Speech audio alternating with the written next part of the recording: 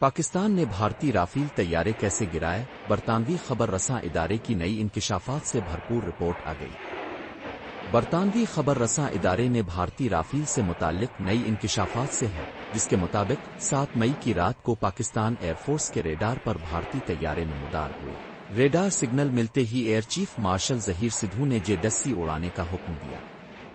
Writers کے مطابق ظہیر سدھو نے رافیل کو نشانہ بنانے کے خصوصی احکامات جاری کیے۔ وہ کئی روز سے کنٹرول روم میں سوتے تھے۔ 2 گھنٹے پر محیط طویل فضائی لڑائی میں دونوں جانب سے 110 لڑاکا طیاروں نے حصہ لیا۔ مارہن کا اندازہ ہے کہ یہ دہائیوں بعد ہونے والی سب سے بڑی فضائی لڑائی تھی۔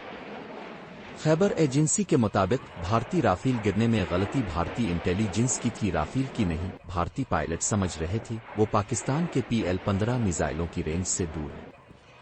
رپورٹ میں کہا گیا ہے کہ بھارتی پائلٹوں کو توقع نہیں تھی کہ اتنی دور سے بھی وہ نشانہ بن سکتے ہیں۔ اسی دوران پاکستانی J-10C نے کم از کم ایک رافیل طیارے کو مار گرایا۔ خبر رساں ادارے کی رپورٹ کے مطابق بھارت نے پاکستان پر حملے کے لیے 70 طیارے روانہ کیے، لیکن پاکستان کے پاس نشانہ بنانے کے لیے بھارتی طیاروں کی کمی تھی۔ پاکستان نے بھارتی ریڈار جام کیے، جس سے رافیل کے پائلٹ صورتحال سے لائب رہے۔ برطانوی ادارے کا کہنا ہے کہ بھارتی پائلٹوں کو توقع نہیں تھی کہ اتنی دور سے بھی وہ نشانہ بن سکتے ہیں۔ PL-15 میزائلوں نے 200 کلومیٹر دور سے بھارتی طیاروں کو مار گرایا تھا۔